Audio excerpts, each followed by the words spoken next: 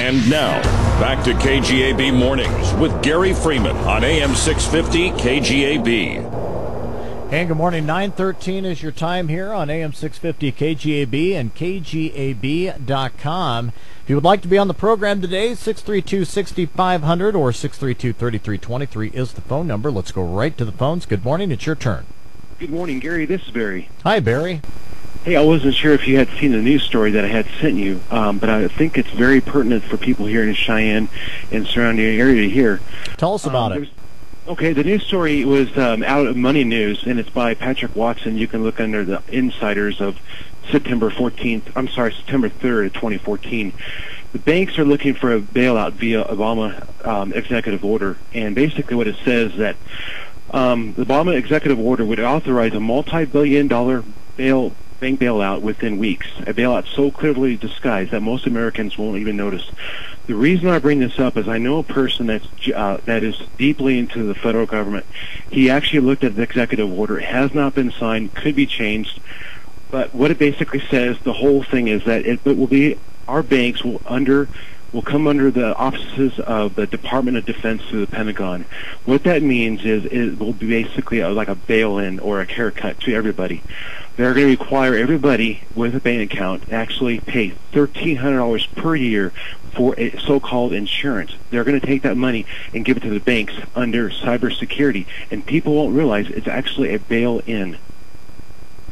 So the days of what you're saying is the FDIC backing it up by $100,000 or whatever for security and insurance is going away. They're going to put it on the backs of the people in the bank. Yeah, and see, it goes under the Department of Defense, so the federal government actually federalizes all our bank accounts. This could happen within a few weeks. And this is under Money News, under the insiders, under Patrick Watson, September 3rd of 2014. All right, thanks a lot for the phone call. We'll try to get with some bankers here in town that are show-friendly and see what they know about it. In defense of a nation, one nation, under one God. Today's headlines, tomorrow's events. Stay with us for a biblical perspective of the news, and it all begins in 20 seconds.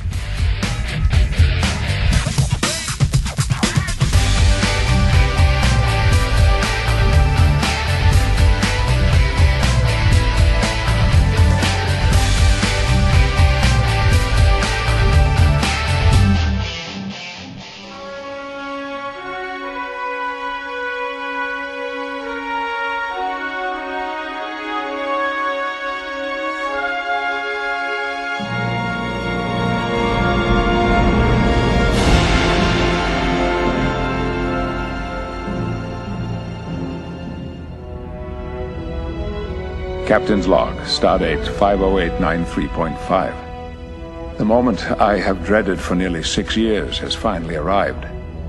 The Borg, our most lethal enemy, have begun an invasion of the Federation.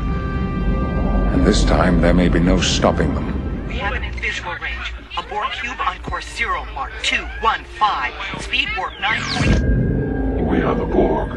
Lower your shields and surrender your ships. We will add your biological and technological distinctiveness to our own. Your culture will adapt to service us. Resistance is futile. Okay, to that I say whatever. But it's interesting. It is. Because the moment that we feared for 6 years now, since 2008, has arrived. Yeah. Oborgma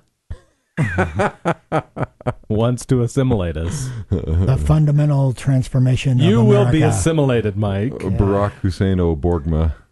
Well, greetings and welcome. I'm Stan Grant. I'm Steve Grant. I'm Jeff Broughton. Mike McCune. Jeff's back with us again, and Yes. Winston's here as usual, too, but he's being quiet right now. Well, he'll probably show up and act up here shortly. So here's the question. If truth is the goal, then resistance is not futile. In fact, because the propaganda machine wants you to believe that resistance is futile.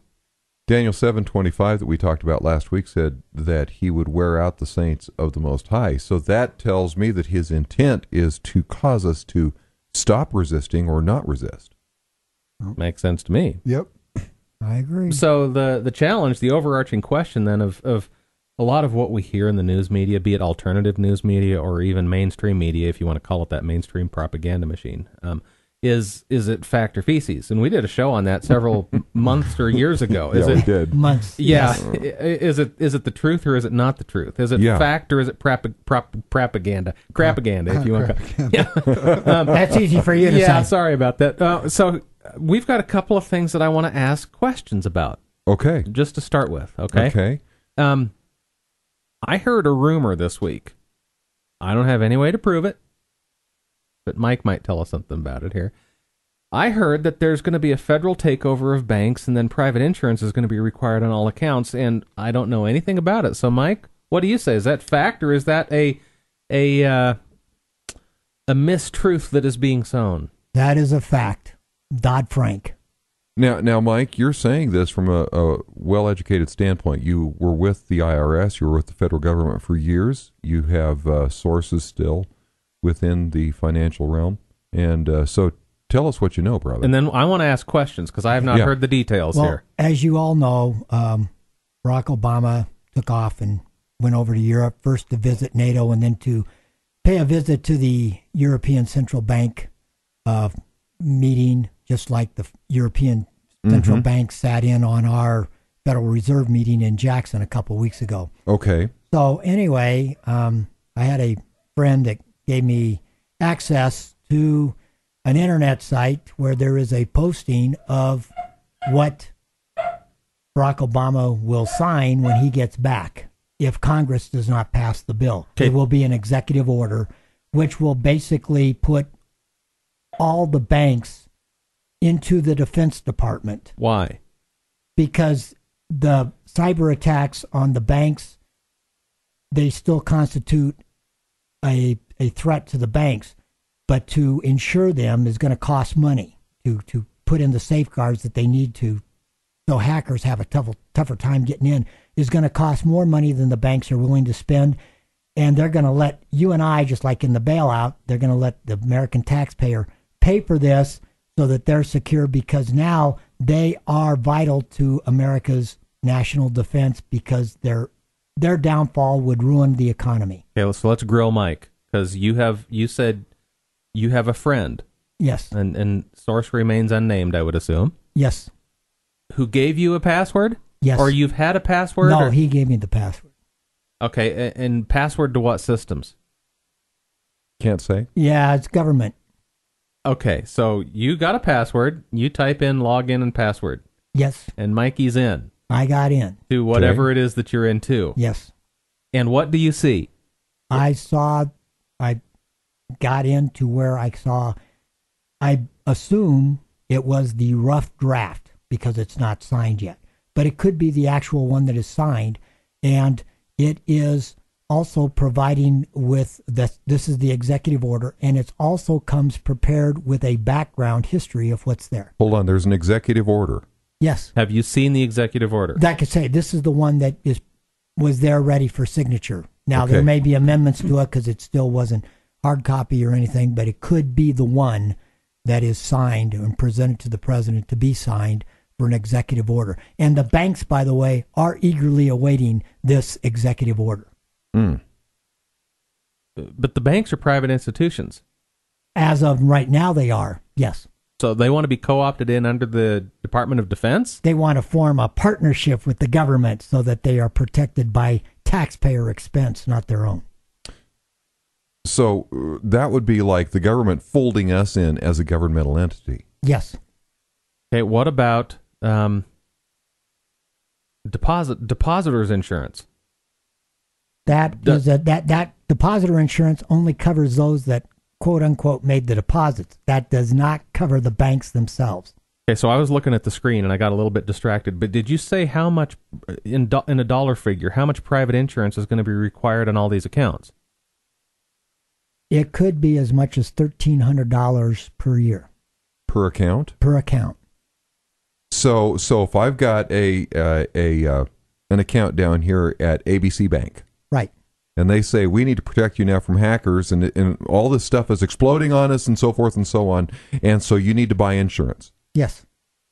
I need to pay $1,300 on my account because Obama writes an executive order. But it's for it, the bankers will try to sell it as being for your good. Didn't we talk about that when we were talking about propaganda? Yes. The bankers are going to sell it so that it is for the good of you.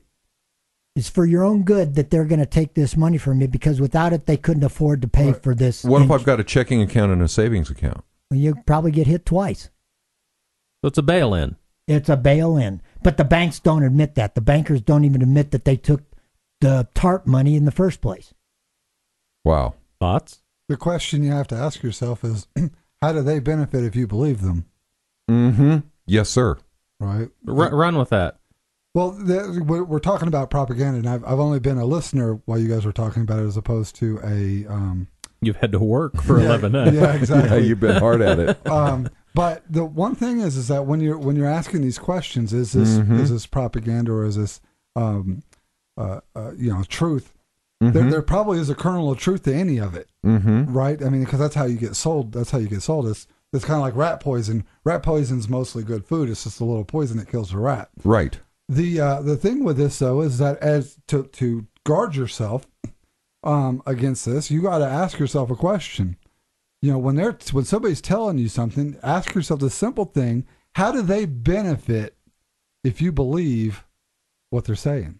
You do that in the political arena with candidates, don't Absolutely. You know, it's like if a politician tells you something, or somebody from the establishment class tells you something. Yeah. How do they benefit if I believe them? Right. Because that gives you perspective on what their motives might be. Mm-hmm. Because if you believe them and it benefits them greatly, well, then, you know, there's probably a motive for them telling you that, and it's not probably for your good. And there's a benefactor out there somewhere, and it's probably not you. Correct. Okay. I want to read a real quick quote from a story by Patrick Watson. Now, Patrick Watson is a man that follows the banking institution quite closely and writes for national organizations like the Wall Street Journal and the Washington Post and Bloomberg News. Okay. And he said on August 13th, modern banking is a giant confidence game. Banks accept cash from depositors, then lend the money to borrowers, while simultaneously promising the depositor instant access to their cash. This would be fraud in any other context, but for a banker, it's routine business. Oh, yeah, it's standard operating procedure. Right. Fractional banking. So the whole thing is propaganda. Right. So then he follows it up with the next one. Our banking system is essentially a giant bet that only a few depositors will withdraw their cash on any given day. The Federal Reserve's lending window can cover this, but the entire pyramid scheme, and he used the word pyramid scheme, could still collapse if enough depositors ever lose confidence in it. That would be the same thing as our monetary system, right? The fiat monetary system. The same thing, and that's what it is. It's all based in our confidence in the government. Right. And he goes on to say, let's cut to the chase. After 4 years, the mega banks can still not demonstrate that their continued existence is not a threat to the economy. They are too big to fail, not. They are essentially controlling the system because it is perceived even by those in Congress that they're too big to fail. Okay, I want you to listen to a scripture, Amos chapter 8. And I have pondered this for years and wondered how this would play out, and I can't wrap my head around it completely yet, okay? But it makes me wonder as you're telling me this, Mike. Okay, let's assume that what you have discovered is true. Okay. And it actually is signed. People would be flaming mad. Absolutely. But the context is they're going to do it in such a way you don't know that you're getting deal. It's going to be sold to you as insurance on your account. Okay. But at some point, I'm going to see $1,300 probably automatically withdrawn from my account, or up to that amount. It could be up to that. Okay, I would be mad regardless of the amount. Okay. Okay. So listen to Amos chapter 8, because God's forewarning to us for this time of our history and our nation is this. He's talking to the banksters, so to speak, or the money players, the big players that are controlling the fiat, I think. Because he says, hear this, O ye that swallow up the needy, even to make the poor of the land to fail. And here's how they're doing it. They're saying, when will the new moon be gone, that we may sell corn, and the Sabbath that we may set forth wheat, making the ephah small and the shekel great, and falsifying the balances by deceit. So that's playing with currency devaluation or valuation and fiat exchange rates and commodities pricing and all those kinds of things that is costing the little guy his money so that the bank accounts of the big boys get fatter. And this is how I would put it, is that banks talk all the time about their financial strength. You hear that in every commercial that they run. But they still want the little guy's money. And they have these great balance sheets. But they really need the people to believe this, because unless it's stable, the less stable they are, the more they need you to believe that they are stable. Do you follow that logic? Right. Otherwise, it's this vicious cycle downward. You withdraw your money and they collapse. That's right. Okay, so in Hosea chapter 12, verse 7, talking about Ephraim, or the house of Israel, which I believe is the United States, it says, "He is a merchant. The balances of deceit are in his hand. He loves to oppress. And he says, I have become rich. I have found me substance. In all my labors they shall find no iniquity in me that were sin." In other words, I'm just exercising good business practice here. Right. This isn't wrong. This isn't wrong. This isn't sin. This is just going after the American dream. Okay. And God says there's a false balance in his hand, and it's the labor of deceit. It's an abomination to Almighty God. I'm not done in Amos 8. Well, hang on. Okay, go ahead, Mike. I'm going to jump in here again. But here's their argument. They want the taxpayers, that's you and me, to pay for protecting their system, right, from a malicious hacker. And this is necessary for the public good, the bankers say. And that's the same argument they presented in 2008 after the collapse of Lehman We've got to Brothers. do this bad thing or bad things might happen. Yes. And they've gotten ungodly rich.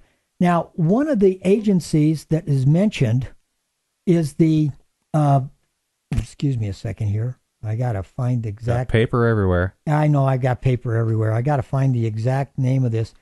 The acronym for it is SIFMA, and that stands for the Securities Industry and Financial Markets Association. Okay. Have you ever heard of SIFMA? No. Never. No, again, this was my first acquaintance with it. They recently hired as a consultant former National Security Agency Director Keith Alexander. Let me remind you, Mr. Alexander was the head of the NSA at the time that Snowden was taking his information and accumulating it. Well, I feel better. And guess who else is involved? Former National Security Advisor Michael Chertoff. Mm-hmm. And more of their... It's a dirty little the oligarchy. But they're coming back. Mm-hmm. Guess what their pay is for this? What this consulting group, what their pay is going to be for this? How much? $24.7 million a year. Is that a $15 minimum wage? Yeah. Okay. I'm not asking for the moon here. This is going to come off of the top. This is skimming off of the top. This is why they got to take so much from everybody. Okay, can I get back to Amos 8? Yes, go ahead. Okay, so let's say that this happens. Okay. Let's say that what you uncovered is true, and I believe that there's credibility to this. Okay, and time will tell. Well, or time may not even tell, because they could set the thing aside for a while. Yeah, and we just don't know.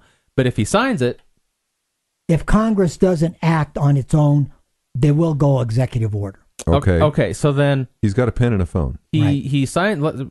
We're speaking ahead now. He theoretically signs this executive order and co-opts the banking system to come under the Department of Defense because they're being attacked by foreign nations. Right. And to protect you, we've got to now tax you. And the reason it's going to them, to the Defense Department, rather than Federal Emergency, FEMA, what happened is FEMA is for tangible property, a beach house, a car, infrastructure.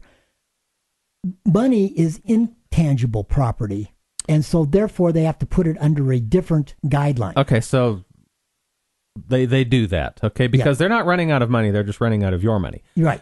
So then people get upset. Yeah. Okay. Listen to Amos 8, and this is the thing that's had me befuddled for a while. Amos chapter 8 and verse 8. It says, "Shall not the land tremble for this, and everyone mourn that dwelleth therein?" It's a question. The land is going to tremble because of these monetary policies that are being enacted. And here's the kicker. It shall rise up wholly as a flood, and it shall be cast out and drowned as by the flood of Egypt. So God says, I'm going to bring this whole thing down, but it's going to come down because of an uprising. And I've tried to sketch out the structure of that scripture in the Hebrew to try to really understand what is this. It shall rise up wholly as a flood. It shall be cast out and drowned. Something's going to bring this down due to an uprising of it. What is it? Well, and here's the problem, and this was the question that Mr. Watson brought up. He said, "Does this stink?" You bet it does. Our top banks have the same entitlement mentality we see in some of our welfare recipients today. They are takers who live on the dole and think they deserve it for managing your money. Fact or feces? Will the well-dressed takers get away with TARP 2.0? Wall Street leaders think we have short memories. And again, this is where your flood of righteous anger comes up, because Mr. Watson himself says, I think they are wrong. I think America learned something in 2008, and the banks won't be allowed to fool us again. So will the people rise up? I think they will, once again, if we're going after more of our assets on top of what they're doing with Obamacare, because, again, that's the biggest surge of anger against Obamacare, is how much it's going to cost. As you guys are talking, I've been looking at Amos 8:8 in the Hebrew as well. Okay, what you got? When it says land, it's not necessarily the geography. We're not talking about a physical earthquake. We're talking about the people of the land. One of the definitions there is the inhabitants. And so it says the inhabitants of the land will tremble for this. And the term tremble is a very interesting word. It means to quiver with violent emotion, especially anger or fear. We're mad as Hades and we're not going to take it anymore, but we're also scared. Yes, exactly. This thing is absolutely destroying the nation and tearing it apart. And it says that the people start trembling and shaking with anger or fear, and it rises up wholly. Now, the physical picture is like one of Egypt's floods, because the Nile could flood up to 40 feet above flood stage. And so it was a massive flood. It's not running 3 feet above flood stage. This is a 40-footer. This is a big one. And so God says that the anger of the people is going to be equated to a massive flood. An uprising. An uprising. And what? An Egyptian spring? An American spring. Yeah. Yeah. Type of a thing. Are you guys familiar with living wills? Yeah. Okay. One of the points that was made is there was two government agencies, the Federal Reserve and the FDIC, that in the first week of August issued a joint statement on living wills to the top bankers that they must file under Dodd-Frank Financial Reform Act for their bank to protect the assets of their bank. Not a single bank responded with a viable living will plan, so they extended the time frame to July of 2015 for them to get it in. Wow. That's number one. Number two is they was sent to 11 of the top institutions, including the Bank of America, J.P. Morgan Chase, which is the one that was hacked, Goldman Sachs, and Morgan Stanley, among others. Wow. Yo, this is one of those things where we're all seeing this come about. We're all witnessing this as it's happening. For those people, and we see it for people who are godly people. We see it for the people who are not godly. Everybody knows this is happening. Yeah. The details are really the only thing waited to be played out. The one thing I will say to anybody listening, the Bible tells you not to be deceived, not to be fooled. And for the Christians out there, that carries a presupposition that, yes, you can be fooled, you can be deceived, and it's important to stay vigilant. So just because you think doesn't mean you're smart. Right, exactly. Just because you're smart doesn't mean you can't be fooled. Right. That you can be fooled. Right. And it's very important to stay vigilant, stay alert. Well, and that's the thing with propaganda, Jeff. I agree. Is that you have to be able to sift through and discern the truth. The word beware, blepo, is to actually see with your eyes, to be able to discern it. That don't just accept it because somebody else is saying it. And really, this nation right now is probably at a powder keg moment. We have racial racial strife. We have, tensions between classes. We're on the verge of class warfare, race warfare. And guess what? We have Russia out there who's buzzing our western coast with bombers to test our defenses. And we have an absentee president, who engenders no confidence in being able to defend us. Yeah, exactly. He didn't go to Jackson Hole because he couldn't play golf. Is that an awesome putt or what? So that Christian, especially, I assume most of our audiences are believers. The time now really is to get your affairs in order. I truly believe it. We do have golf courses in Wyoming. They're just not very challenging because there's not many trees. Nice sand traps, probably. But the wind blows. Right. Yeah, if you go downwind, you'll get long drives. Long drives. Okay, so back to Jeff's question that he asked a little bit ago. How are they going to benefit, and who is going to benefit if we believe them on this? The problem, if we believe this is for our good and we just acquiesce and say, yes, let's roll the banking system under the Department of Defense, who benefits and how? We benefit because we have the illusion now that our banks... No, that's the Kool-Aid. That's the Kool-Aid. Okay. But here again, the entire world banking system, the entire world financial system is under severe stress right now. We're just not hearing about it on a regular basis because we've got other things distracting us. Right, yeah, it's football season. There's some naked pictures of celebrities on the internet. Those are pretty nice to access. Well, I mean, the thing is though, there's always a distraction, right? Right. Isn't there a football game? There is. Yeah, and so there's always a distraction, and if you allow yourself to be distracted, then it'll be easy to deceive you. And Mike, what they're going to try and sell us is security, isn't it? That's right. On the illusion of security. You do this, and we're going to be more secure. Your wealth, if you own a business, if you are a worker in a business, if you have something of value, it will protect it by giving you Wait a minute. security. Didn't Patrick Henry say, I know not what course others may take, but as for me, give me security or give me death? Exactly. He didn't say that. No, he didn't say that. He said, give me liberty. And liberty involves responsibility and running a risk. Wow. Sometimes there are no safety nets. There are none. Or as Ben Franklin said, those who sacrifice liberty for security deserve neither and usually lose both. Who was it that talked about dangerous liberty? It was Jefferson. That was Jefferson. I prefer a dangerous liberty over a peaceful slavery. Security, yeah, slavery. Yeah. Or tyranny. Yeah. I really have a tough time because this is such a subject that's near and dear to my heart. You're not going to believe this, but almost 28 years ago, in fact, it was 28 years ago this month, I had an argument with a person that was in a position of authority and was pushing online banking because it was so much better than the old paper trails that we had before. And I told him, if you put it online, if you go strictly to computer, it's going to be hacked. Mm-hmm. And he said, no, we've got all these safeguards, blah, blah, blah.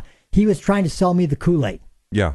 And I argued with him because my closing comment to him, maybe I won't be the one that gets in, but somebody somewhere is going to be able to crack that code. Yeah. And when they do, you're going to find out you have no security once you're online. Yeah, exactly. And so here we are now, and now the government's going to use it to nationalize banks under the auspices of the military, and it needs to be protected.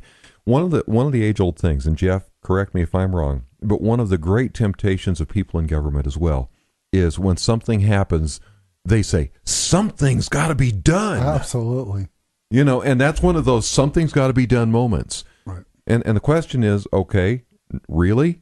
And number two, if something has to be done, who needs to pay? See, the banks have a bottom line. They have boards of directors. They have people they're accountable to. And the money needs to come out of them. Hey, I've got a suggestion to all the consumers out there. Okay. Something must be done. And if you want to protect yourself, withdraw all your money. Right. Here's yes. End of argument. Yeah, and you don't have to pay for insurance. That's right. And stop using online banking.